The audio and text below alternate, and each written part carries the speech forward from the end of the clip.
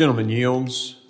I think we've covered everyone. Mr. Ranking Member, you're recognized for a closing statement.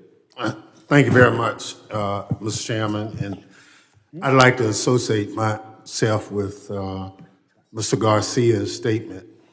I can't believe that we would send somebody or anyone from our country somewhere else and say, well, we cut off all communication.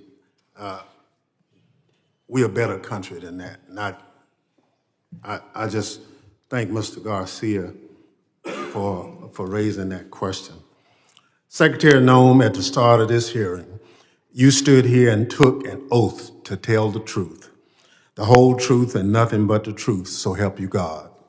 Then you sat down and dodged the truth over and over and over for a little more than 3 hours, so help you God. You repeatedly testified that you and the Department of Homeland Security will follow the Constitution, the laws, and the order of the Supreme Court. Well, the Fifth Amendment of the United States Constitution says that no person shall be deprived of life, liberty, or property without due process of law. And yet, a federal court found that the Department of Homeland Security, under your watch, believes that it has a right to stash away residents of this country in foreign prisons without the semblance of due process. So you did not tell the truth to this committee today when you said you would follow the Constitution and comply with due process.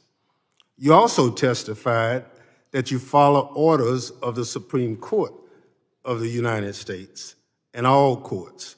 But the Supreme Court unanimously directed the government to facilitate the return of Kilmar Garcia to the United States. But you just testified before this committee that Kilmar Garcia will never return to the United States.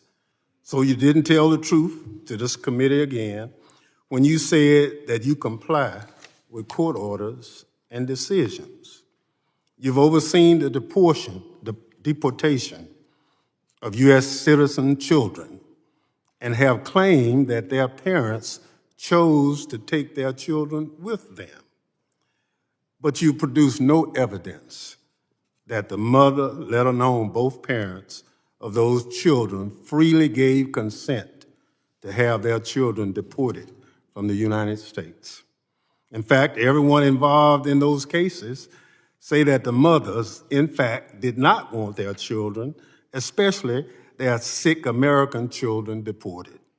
In fact, your agency lured families to ICE appointments under false pretenses, lied to them, refused to let them speak with an attorney or children's father, and deported them before a court had time to even hear the case.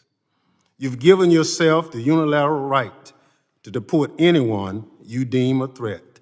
You refuse to comply with court orders that try to stop you. That puts all of us at risk. Beyond your false testimony about the administration's deportation policies, you falsely stated that the administration is focused on a full range of DSH's missions. Instead, your budget request appears to reflect a view that DHS's sole purpose is to be a border wall construction agency that deports U.S. citizen children with cancer. Your budget proposed cuts to cybersecurity, emergency preparedness, and aviation security. Even before asking Congress for these budget cuts, you've overseen mass reductions in the workforce at CISA and FEMA.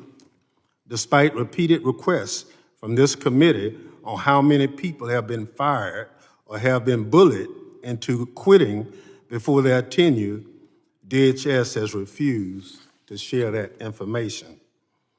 So it should worry every American that we do not know how many people are left at FEMA to respond to disasters and how many cyber defenders still work at CISA as China and other adversaries attack our systems every day. And you made clear in response to my questioning, you have no plan, written plans for FEMA. It is very apparent that also is no plan for CISA, where you are trying to gut the agency's funding and falsely claiming that CISA is a censorship agency. Since CISA never censored anyone, but now we are all paying the price for you buying into a baseless conspiracy theory.